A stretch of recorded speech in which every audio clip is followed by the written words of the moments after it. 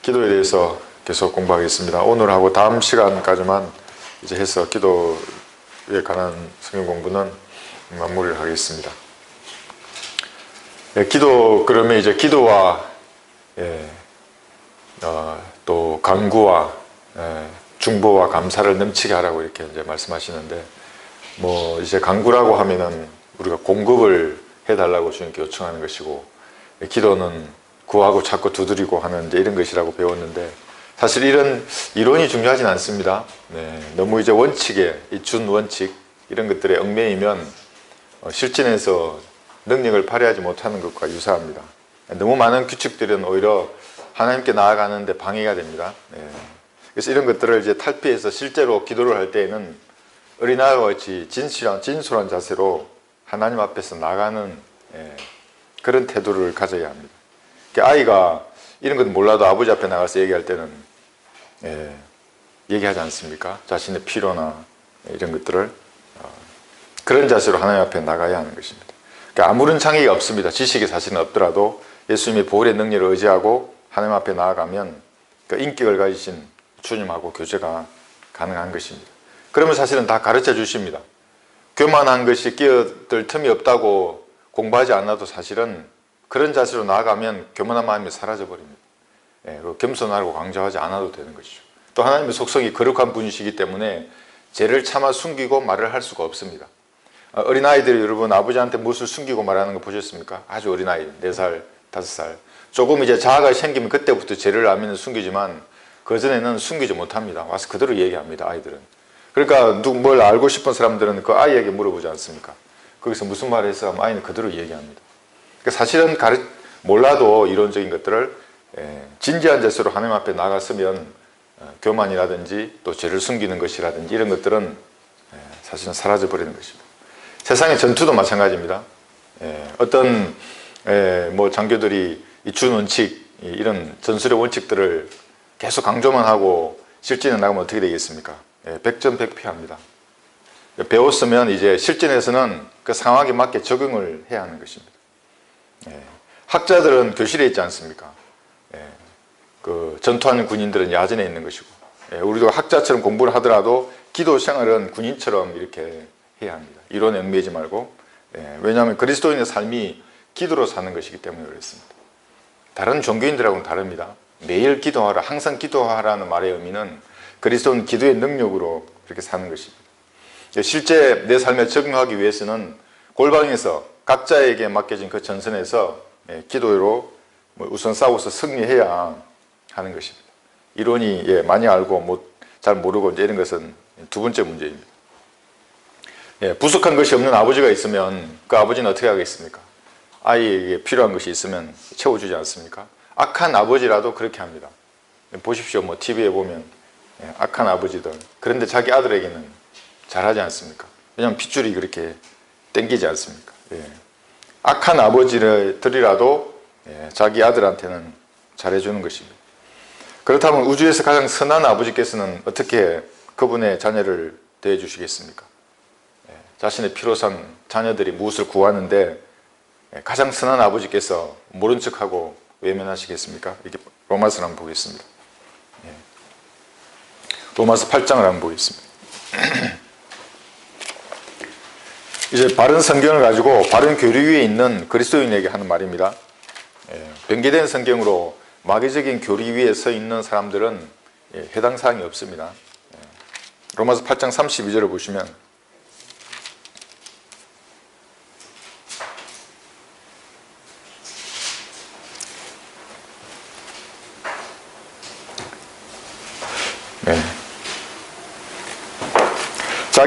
자기 아들을 아끼지 아니하시고 우리 모든 사람을 위하여 내어주신 분이 어찌 그 아들과 함께 또한 모든 것을 우리에게 값없이 주지 아니하겠느냐 이렇게 말씀하십니다. 모든 것을 값없이 주지 아니하시겠느냐. 고슴도치도 자기 아들이 예쁘다고 하지 않습니까? 우주에서 가장 선한 아버지이신데 자기의 자녀를 방치해 두지 않으시는 것입니다. 그래서 하나님께서는 계속해서 성경에서 구하라고 말씀하십니다. 간구하라고. 죄를 자백하고 하나님 보시기에 합당한 자세로 하나님의 보좌 앞으로 나가서 필요를 간구하라 이렇게 계속해서 말씀하십니다. 같은 맥락에서 누가복음 11장 11절에서는 이렇게 말씀하십니다. 너희 가운데 누가 아비 된 자가 있어 아들이 빵을 달랐는데 돌을 주며 생선을 달랐는데 생선 대신 뱀을 주겠느냐? 네, 이런 사람 아무도 없습니다. 또 알을 달랐는데 정갈을 주겠느냐? 너희가 악하다 할지라도, 이것이 사실은 하나님께서 인간에게 하시는 말씀입니다. 사실 인간은 악합니다.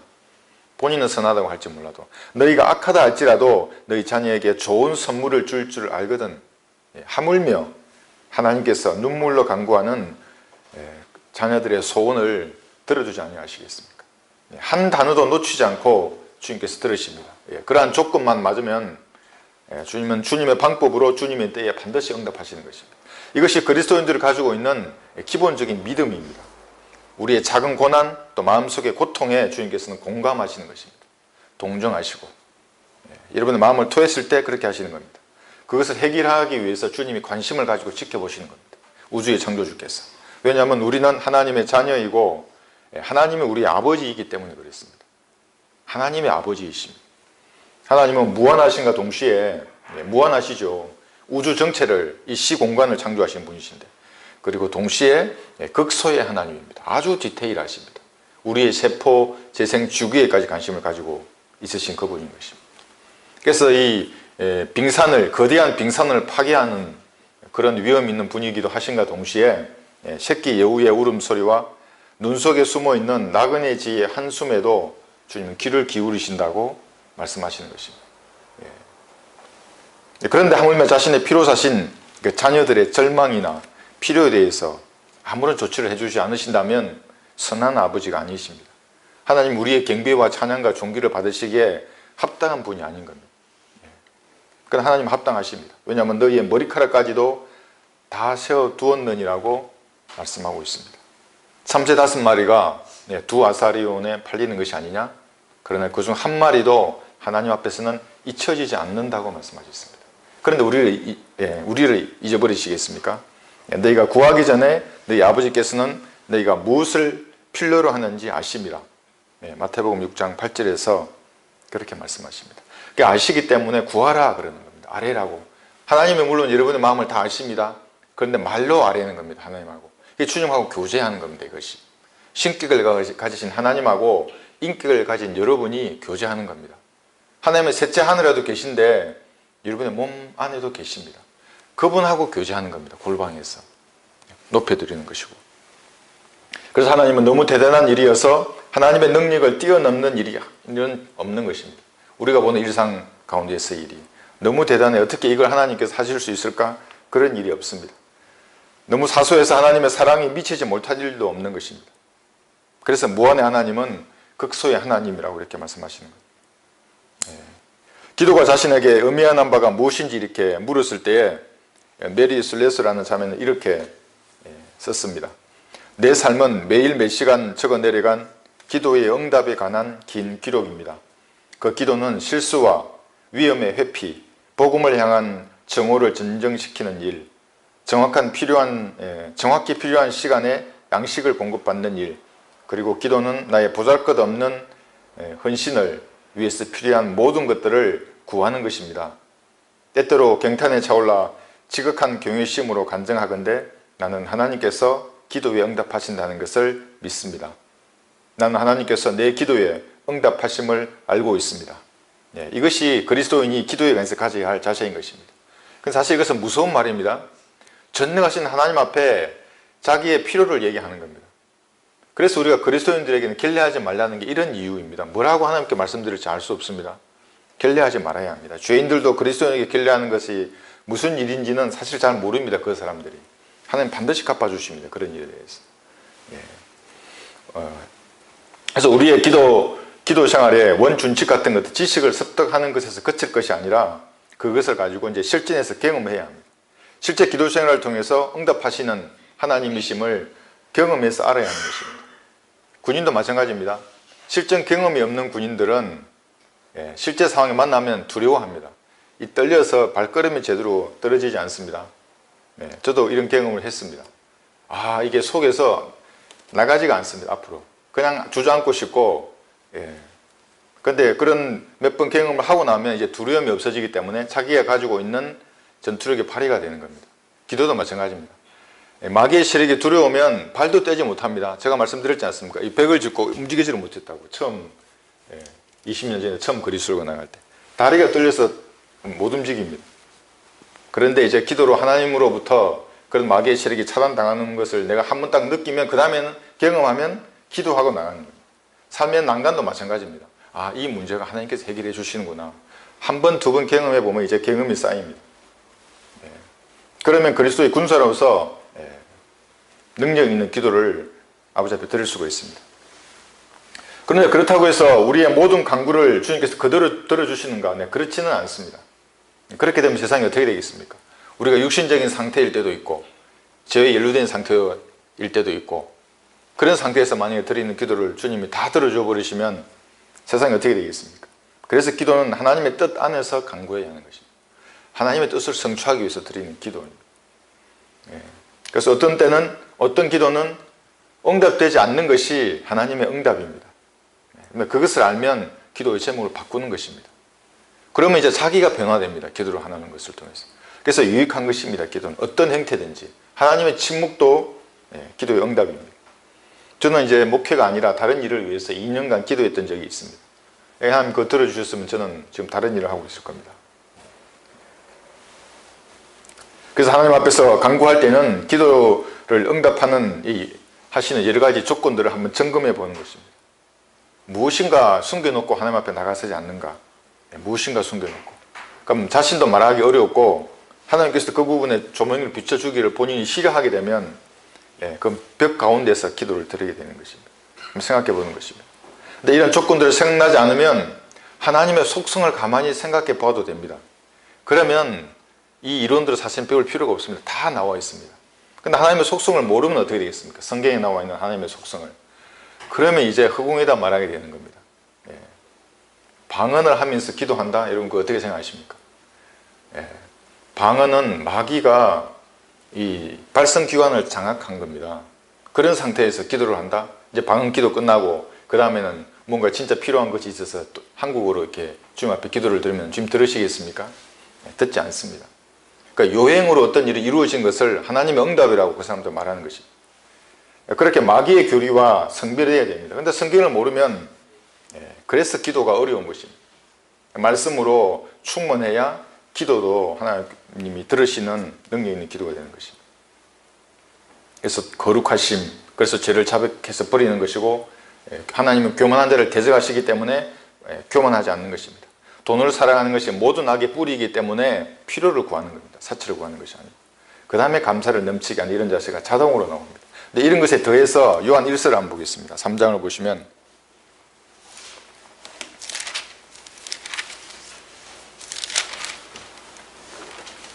(22절에서)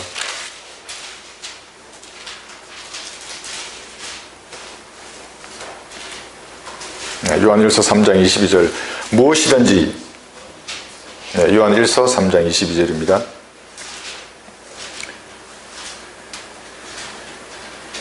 무엇이든지 구하는 것을 그에게서 받나니 이는 우리가 그의 계명들을 지키고 그의 목전에 기쁨이 되는 일들을 행함이라. 여기 행함이라 이렇게 나와 있습니다. 친구들 사이에 한번 보십시오. 그 친구에게 계속 결례되는 일을 하면서 친구하고 교제를 하면 교제가 되겠습니까?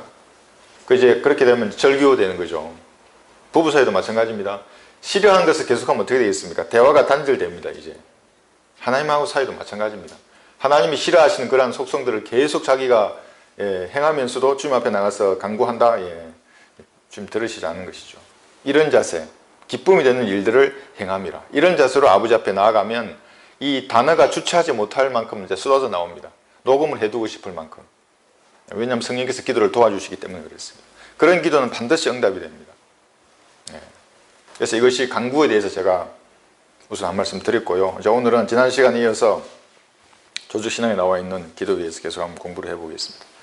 지난 시간에 저희는 다니엘의 기도와 나단 선지자의 행함에 대해서 잠깐 비교를 했습니다.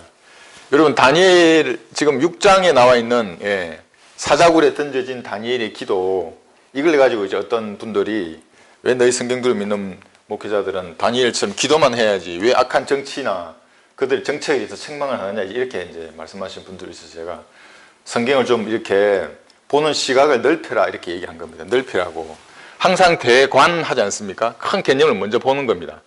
그 다음에 소찰해서 그 나무가 어떤 종류의 나무인지를 보는 겁니다. 그렇지 않고 나무에 빠져버리면 이거 좀 그렇습니다. 내 개념의 폭이 너무나 좁게 되는 겁니다. 그러니까 다니엘 3장에서 무슨 일이 있었습니까? 이때 그 느부갓네살 왕이 금으로 만든 형상을 만들어 놓고 이제 낙성식이 있었던 거죠. 경배하라고. 누구든지 경배하지 않으면 용광로에 던지겠다고 얘기한 겁니다. 근데 다니엘이 없습니다. 여기는 어디로 갔는지. 다니엘의 세 친구만 나오는 겁니다. 사드락과 메삭과 아벳느고. 그 사람들은 나는 불에 던져지더라도 경배하지 않겠다 이렇게 얘기가 나온 겁니다. 다니엘은 어디 갔겠습니까? 그 필부가 아닌데 다니엘은. 그래서 침묵했던 다니엘은 이제 6장에서 오직 하나님만 의뢰하는 시험 속에 던져집니다. 사자굴에. 이때 다니엘은 대항합니다. 왕에게 자기의 목숨을 걸고 내가 사자굴에 던져지더라도 왕의 명령에 순종하지 않고 여전히 하나님께 기도했던 겁니다. 그러니까 다르죠. 이때 우호적이었습니다. 느부갓네살 왕에게도 우호적이었고 다리오 왕에게도 사실은 물론 자신의 목숨을 걸었지만 우호적이었습니다. 근데 이것만 가지고 이렇게 기도했기 때문에 그리스도인들도 왕을 책망하면 안 된다 이렇게 하면 안 됩니다. 또 봐야죠. 나단 선지자의 상황을 우리가 이제 본 겁니다. 이랬죠. 나단은 다윗 왕에게 찾아갑니다. 여러분 왕에게 찾아가는 게 무슨 의미겠습니까? 목을 내놓는 겁니다. 그 당시에 왕에게 찾아간다는 것은 목을 내놓고 얘기합니다. 왕에게 다윗 왕에게 많은 양을 가진 부자가 있는데 양 한 마리 가진 그 가난한 사람의 양을 빼앗아 가지고 요리를 해서 여행자를 대접했습니다. 이 부자를 어떻게 해야 되겠습니까? 다윗 왕은 뭐라 그럽니까? 당연히 그 부자는 죽어야 한다. 뭐 그런 나쁜 놈이 있어. 이렇게 말한 겁니다. 그 나단 선지자는 말도 돌리지 않고 그 부자가 바로 당신이야. 이렇게 얘기했던 겁니다. 정확하게 책망합니다. 목을 내놓고. 그 이제 물론 다윗 왕은 나단 왕의 선지자의 목을 치지 않고 회개하죠. 그 말에. 그런데 만약에 나단이 그 말을 하지 않았으면 어떻게 됐겠습니까? 나단은 하나님께 버림받죠. 그리고 다른 사람을 보내죠. 다시 그 왕에게. 그게 우리 그리스도인입니다. 이 자세가. 어떤 죄나 불의 앞에 타협하지 않는 것이 그리스도인입니다. 그래서 성경도를 믿는다고 할 때 이 포지션은 사실은 근본주의자들이 따라오지 못합니다. 왜냐하면 우리는 강력하게 책망합니다. 우리의 헌법적인 질서, 이 가치체계 극으로 보일 수 있습니다. 물론 우리는 폭력 시위는 하지 않습니다. 이 말씀을 권위를 최종 권위를 여긴다고 할 때 우리의 이 위치는 그들이 사실은 따라오지 못하는 겁니다. 강력하게 책망합니다. 그들에 대해서. 그래서 성경도를 믿는 사람들 오해하는 사람들이 많이 있습니다. 근본주의자들의 그런 태도를 가지고 우리도 그렇게 해야 된다는 그런 식인 것입니다. 오늘날의 그리스도인도 나단과 같이 용감한 하나님의 종인 것입니다. 권세자들의 죄를 지적하고 악한 정책을 책망하는 것이 이제 하나님의 사람입니다. 여러분 요즘 부정선거가 아주 이슈가 되고 있습니다. 우리도 4.15 부정선거에 여러 가지 증거들이 너무나 많이 사실은 이렇게 다 등장을 했는데도 묻혀져 버렸습니다. 왜냐하면 이미 사법부가 장악이 되어 있기 때문에 그렇습니다. 김일성의 장학생들이 누구입니까? 사법부에 깔려 있습니다, 여러분. 그러니까 법으로 그것을 우리가 이길 수가 없는 겁니다. 근데 똑같은 사례가, 너무나 똑같은 사례가 미국에서 일어났습니다. 지금. 무슨 일이 일어나겠습니까? 그들은 총기를 다 가지고 있습니다. 군대보다 더 많은 화기를 보유했습니다, 민간인들이. 그러니까 함부로 할 수 없습니다, 정부에서. 그래서 총을 자꾸 지금 뺏으려고 하는 겁니다. 러크만 목사님 그것을 지적했었고. 우리하고 똑같이 표를 개표하는데 공화당 창간인 자체를 보지 못하게 다 가려버린다거나, 한밤에 새벽에 표가 들어왔는데 예를 들면 민주당 표는 23만 표가 올라갔는데 트럼프는 한 표도 올라가지 않는 겁니다. 그러니까 이 확률이 말해주는 게 있을 수 없는 확률이. 그러니까 이제 사람들은 이것이 시민들이 분노하는 겁니다. 그래서 어떤 사람들은 사진을 제가 봤는데, 우리나라 물론 메이저 언론들은 보도하지 않습니다. 미국의 현지 그 방송 또 메이저 언론들은 트럼프를 싫어하기 때문에 보도하지 않지만 이제 곳곳에서 이런 문제들이 나옵니다. 4,600건 이상의 증거를 수집해서 트럼프가 지금 반격을 하고 있는데, 어떤 시민이 그랬습니다. 자기 소총을 메고 군용 소총을 맨 다음에 뭐라고 피켓을 들고 서 있었냐면, 누가 나의 참정권을 이렇게 파괴하는가? 이게 나의 권한이 내 권리인데 자기 이제 눈으로 본 겁니다. 그렇게 하는 것들을. 만약 그렇다면 나는 그 자를 이 총으로 사살하고 나는 그 자리에서 죽겠다. 물론 제가 총을 두고 하라는 얘기가 아닙니다. 그렇게 아주 자기의 어떤 권리, 어떤 불의에 대해서는 아주 명확한 자세를 취하는 것입니다. 그 사람들. 근데 우리는 좀 다르죠. 물론 상황이. 그래서 이제 어떻게 될 것인지는 좀 지켜봐야 되지만은 만약에 이 민주당이 되면 중국이 다시 살아나는 겁니다. 사회주의 독재 국가가.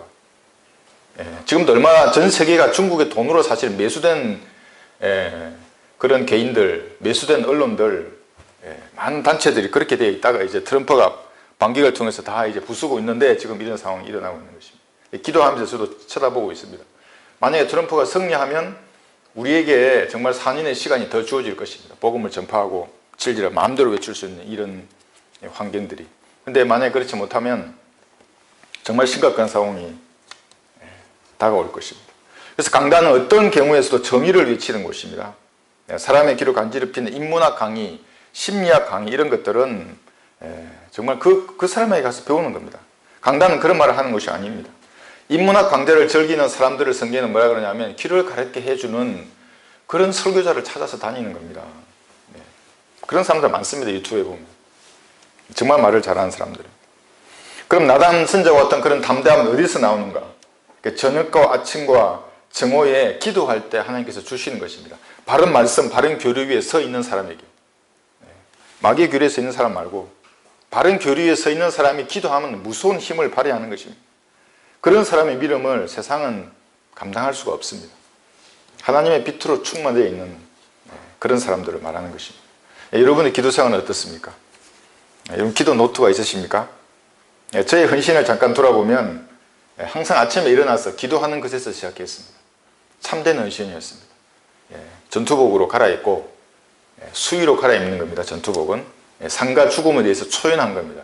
하나님 앞에 내 생명을 드리는 겁니다. 그 옷을 입는다는 의미가. 내 지금 오늘 죽더라도 가족들은 하나님 손에 맡기는 거죠. 내 이미 헌신했는데 무슨 상관입니까? 그리고 거짓 없이 하나님 앞에 아뢰는 겁니다.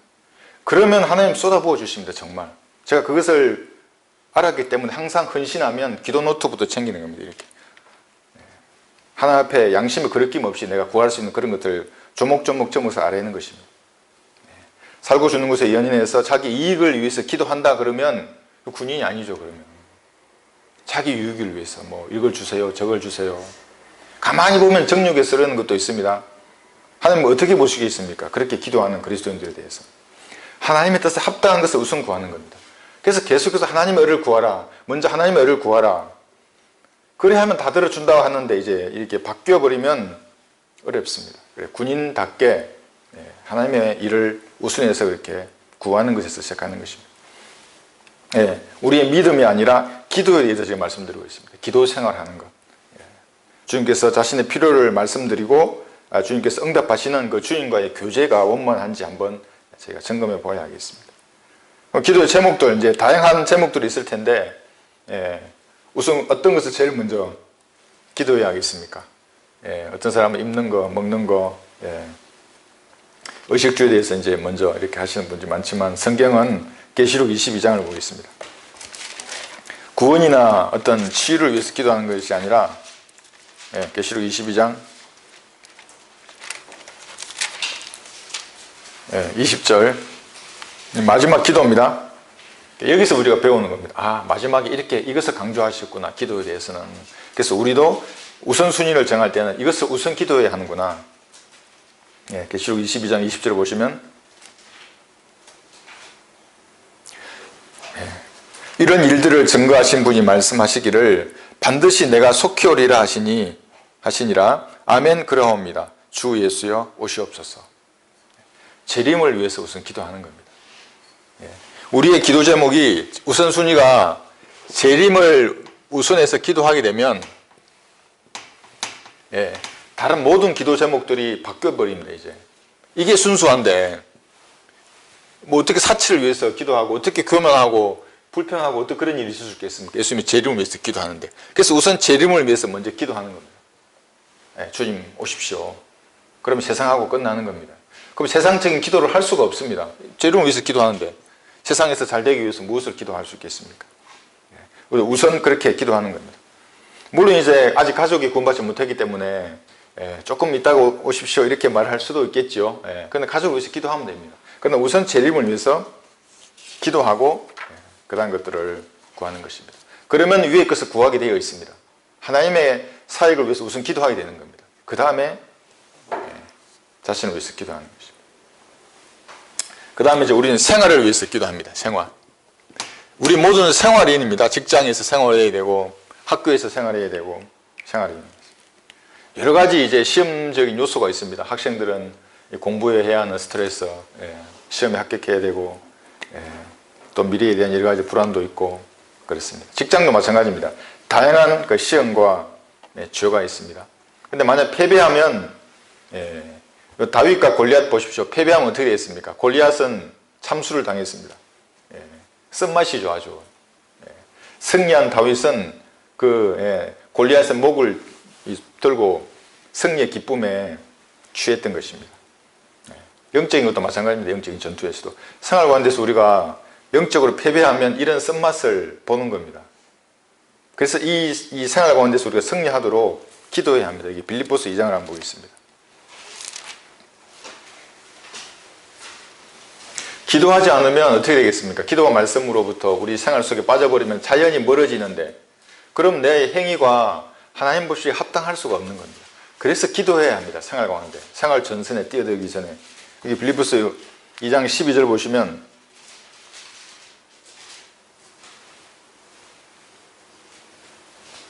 이 구절을 가지고 많은 사람들이 또 이제 행위 구원을 주장하는 사람들도 있는데 이 성경은 그것이 아닙니다. 문맥을 잘 보면 이게 어떤 뜻인지 정확하게 말씀하고 있습니다. 그러므로 나의 사랑하는 자들아 너희가 항상 복종했던 것처럼 내가 있을 때뿐만 아니라 내가 없는 지금도 더욱더 두려움과 떨림으로 너희 구원을 온전히 이루라 이렇게 말합니다. 구원을 온전히 이루라 말합니다. 그러니까 여기 너희 이 너희가 누굽니까? 이미 구원받은 사람들에게 지금 말하고 있습니다. 이 형제들에게 너 구원을 똑바로 이루어. 물론 이것은 이제 영어 문맥에는 밖으로 드러내라는 말입니다. 이루라는 말이. 네가 구원을 받았으니까 믿음으로. 그래서 행위로 드러내라고 하는 얘기입니다. 그런데 사람들은 이것을 구원이 온전히 이루어야 하니까 믿음으로 이만큼 구원을 이루고 행위로 이만큼 이루어서 이게 완벽한 구원이다. 이렇게 주장합니다. 잘못된 성경을 똑바로 해석하지 못하는 사람들은. 그러니까 믿음이 50이고 행위가 50이다. 그래서 이 행위를 똑바로 이루어서 구원을 받는 거야. 이렇게 말하자면 그게 아닙니다. 믿음 50으로 구원을 받는 겁니다. 이것은. 그런데 구원받은 사람들이 믿음만 강조하면 어떻게 되겠습니까? 믿음만 강조하는 겁니다. 행위는 개떡같이 하고. 그러면 하나님 보시기에 그 사람은 너는 구원이 온전히 이루어진 게 아니야. 물론 지옥에는 안 갑니다. 이렇게 된 사람도. 행위는 구원받지 못한 사람하고 똑같이 되면 그거는 구원이 온전히 된 게 아닌 겁니다. 구원이 온전히 이루려고 하면 믿음으로 완전히 구원받았으면 행위로도 이 구원이 믿음으로 구원받는 것을 밖으로 드러나야 합니다. 그 행위로. 어디에서? 우리 생활 가운데에서. 학교에서. 그러려면 기도하라는 겁니다. 이렇게. 기도하지 않으면 이 믿음을 점점점 축소됩니다. 밖으로 드러날 수가 없습니다. 이렇게. 빛을 비추어야 되는데 흑암이 어시르게 더 빛이 위축되어 버립니다. 이렇게. 그래서 기도하면 밖으로 드러나는 것입니다. 이제 생활 가운데 마귀의 시험에서 승리하고 더 많은 열매를 맺기 위해서 기도해야 합니다.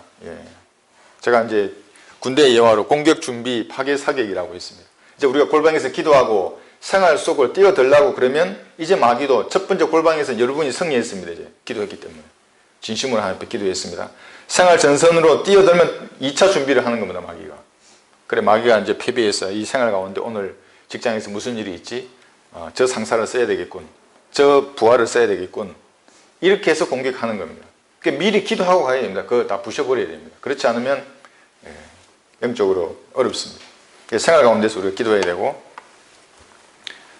그 다음에 이사야 38장을 보겠습니다. 우리가 장수를 위해서 기도해야 됩니다. 이사야 38장 1절 보시면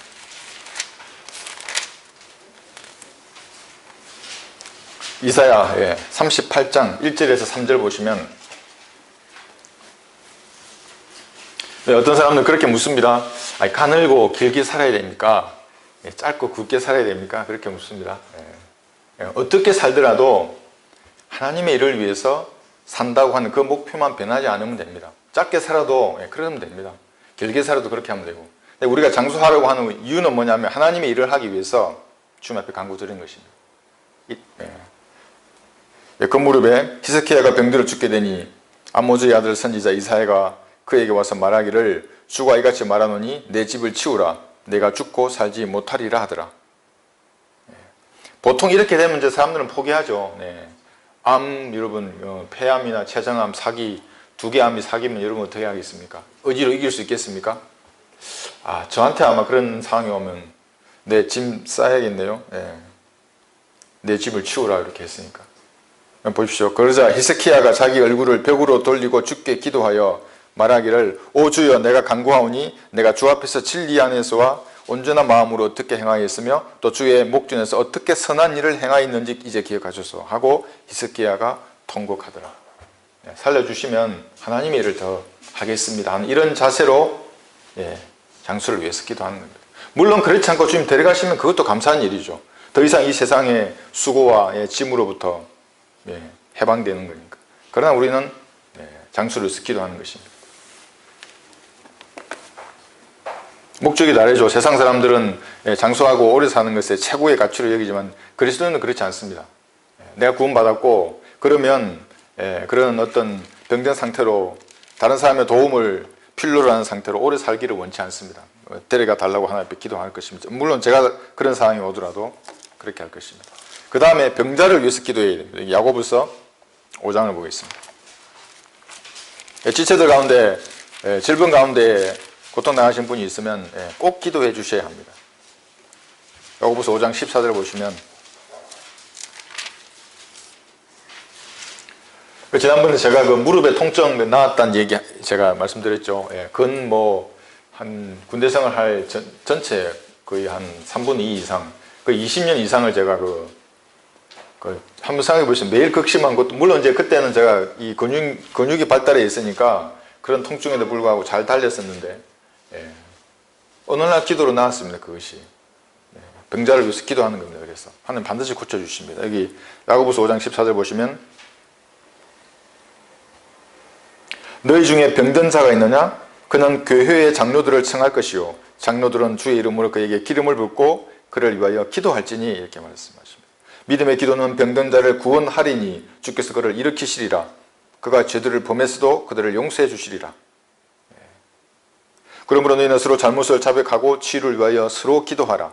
의인의 효과적이고 열렬한 기도는 역사하는 힘이 많으니라. 여러분 우리 보지 않습니까? 이 사례들을.